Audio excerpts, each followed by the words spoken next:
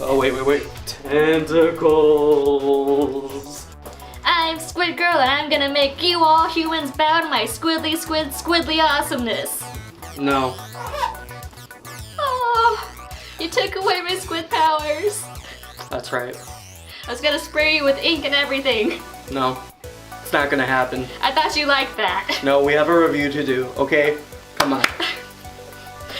Okay. I'm Mo. And I'm Fo. And together we're MOFO.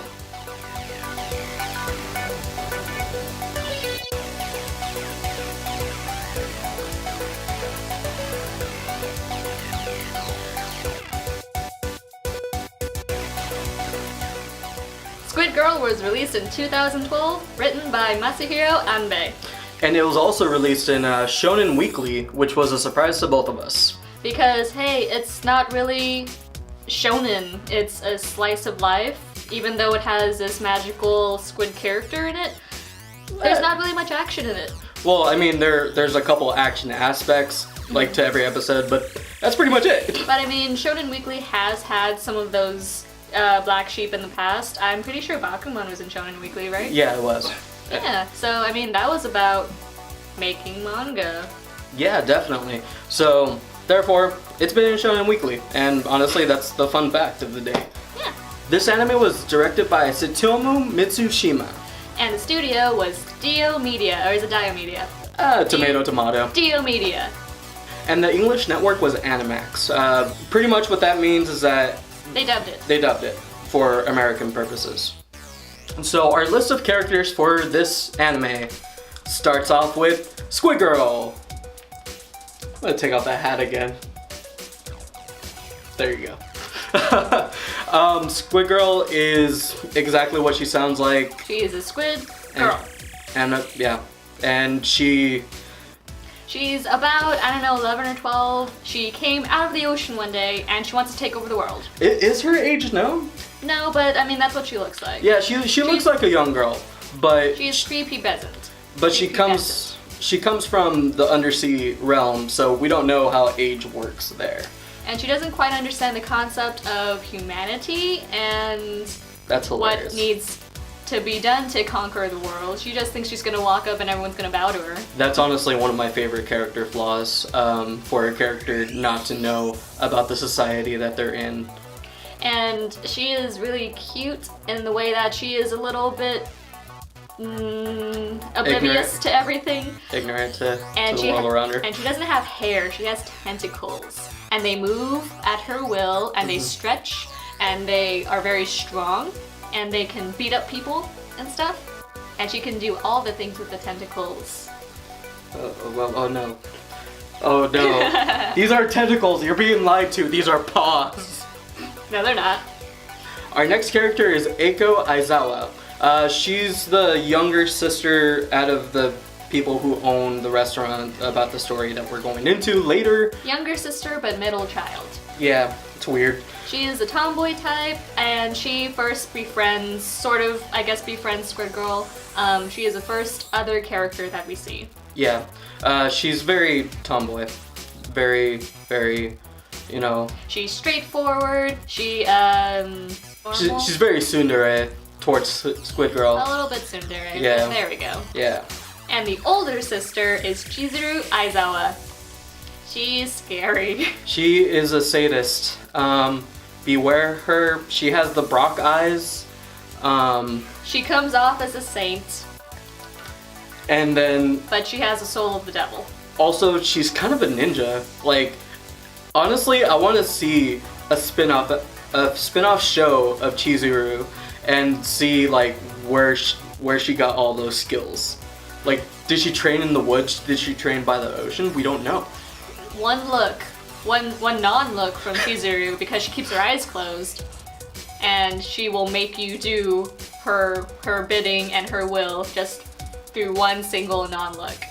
She will scare you into doing anything that she wants. See what I was doing there? I was telling her to give the character description, and that's cute.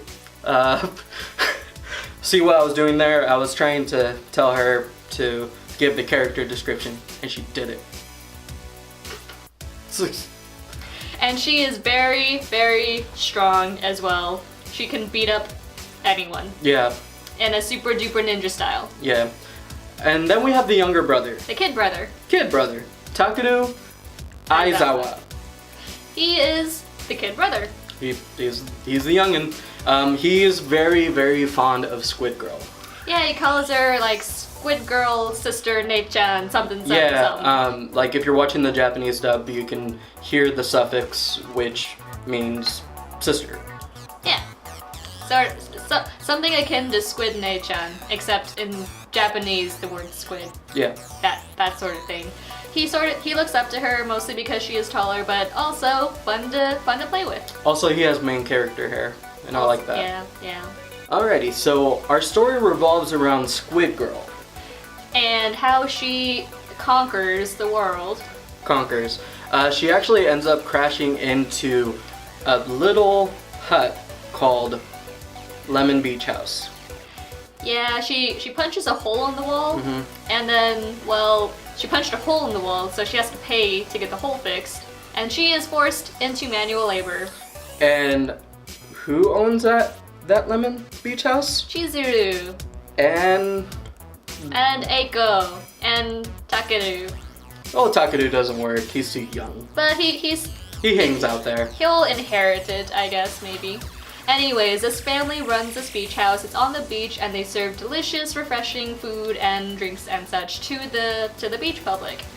Honestly, it's like it's just like a beach house. That's pretty much what it is. But they sell Japanese style food to the public, and it's like a burger shack. If you go to the burger shack at the beach, That has ramen. It looks delicious. Yeah, it's amazing. And Squid Girl has to, figure out how to be a waitress, how to conquer the world, stuff like that. She gets to learn about human technology, like the TV. Yeah. Ooh, it's a moving picture. I am entertained. So pretty much what this story is, it's all about Squid Girl slowly trying to pay her way back into, out of debt to these two sisters. And she thinks that she is the hot stuff, that she owns everything. She comes up to the beach house going all, this is my base now. Everyone get out. I'm queen of this little hut, and I'm gonna make my takeover plans here. Yeah, it's very silly. The demographic for this anime is definitely for a younger audience. But it's definitely something that you could watch, as an adult. We definitely watched it. I kind of liked it. I mean, we'll take out my personal opinion about it right now. This is also one of the shorter episodic animes. It actually has 2 to 3 episodes per full episode. Right, so in 20 minutes or so, you're getting 2 to 3 different stories. For art style, what would you think? The art style is very simple. First time anime, I would say it could belong in anything mid-2000s it would fit comfortably in. Definitely. The thing with the animation style, they actually played it safe with the animation, and I feel like they put enough money towards it where they didn't lose enough money, if that makes sense. Because I feel like they weren't rushing it, but at the same time they weren't taking their time with it. They just kind of kept it in the center. It's very consistent, is what I can say about it, and all of the colors match, the beach, palette. It's got all of the blues, the khaki and the blue. Those are the 2 main colors that you see, and it fits. Right. You don't see a lot of red in the anime, except for like some swimsuits. Because it's the beach, but it's very fitting, and it's very not refreshing, but it's very clean. It's a very clean style. Right. It's also really, it's not necessarily bright, but it's bright. It's the beach. Yeah. Right. But it's not shimmering, shiny. Oh my goodness, this is an anime. It's not fan servicey. That's the shine. The shine is fan service. Right. There's no shine. It does have a little bit of the moe factor, though. Yeah, there's a lot of moe, and if you don't know what moe is, get out. I'm kidding. Moe is just the adorableness of the little quirks of each character. Right. So Moe could be anything by like glasses. Like Chizuru's slanted eyes. Is that Moe or is that scary? That's Moe. It's my Moe. Okay, that's fine. Weirdo. The creative aspect behind this anime, it's kind of creative. I mean, it's... I would go as far as to say random. Yeah, it is very random. I mean, the jokes that they use for the anime revolve around using the term word squid. Your squidly face is so squidly squid-like. Squiddy squid squid squid squid squid. I started to make a little game in my head and started thinking to myself, what would happen if you were just to censor the word squid? They use squid very loosely. Yeah, so if you censored the word squid... It would sound like you're swearing a lot. Yeah, so... I don't know, I just thought it would be funny. But yeah, in terms of a creative aspect, it's very much the story of... It's pretty much a story of somebody not native coming into a new area and trying to learn. And yeah, an alien world, pretty much, to try to adapt and potentially conquer. But we use the satire aspect of, you know, the... It's funny because she's obviously a kid who doesn't know how to do anything. They use the satire of the Japanese culture to like form a story around it, and honestly, it works. I was trying to sound smart. You're like, Squid Girl! Ah! Well, I mean, they have a random short segment of a mechanical Squid Girl head that cries oil, sneezes green onions, and barfs soy sauce. Yeah, and it was weird. I mean, that's creative. It is, but it's really weird. It's very random humor. It works for it. I mean, it gets its job done. It's more for the kids. Oh, that's disgusting. Or, oh, that's hilarious. That's hilarious. Is this binge-worthy? Squid.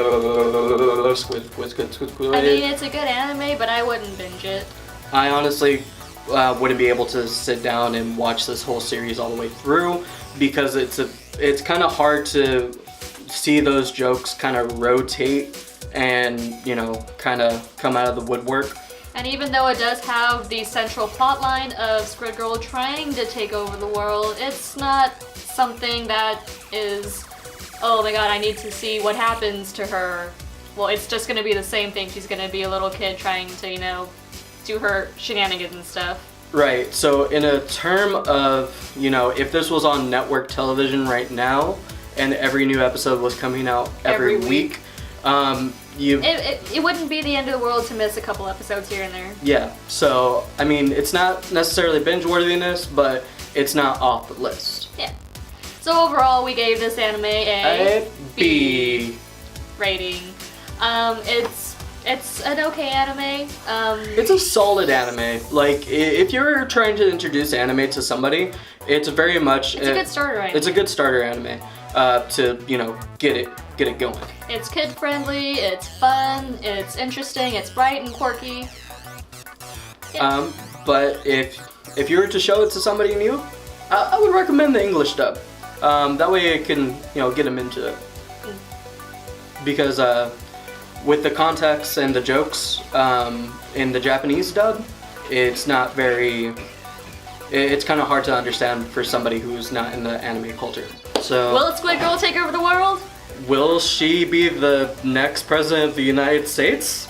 Of Japan? Yeah, I think she could take over the United States. So, did you watch Squid Girl? What animes do you want us to watch next? Let us know in the comment section down below. Like and subscribe to our YouTube page, like our Facebook page, subscribe to our Patreon if you feel like it. Also, make sure to share with your kohais and your senpais. Also, if you're buying stuff on Amazon, we have a link for that. We have a link! Shaky cam. Oh! 1, 2, 3. Yes! And remember, kids, you can't spell dweeb without weeb. Good night. Bye.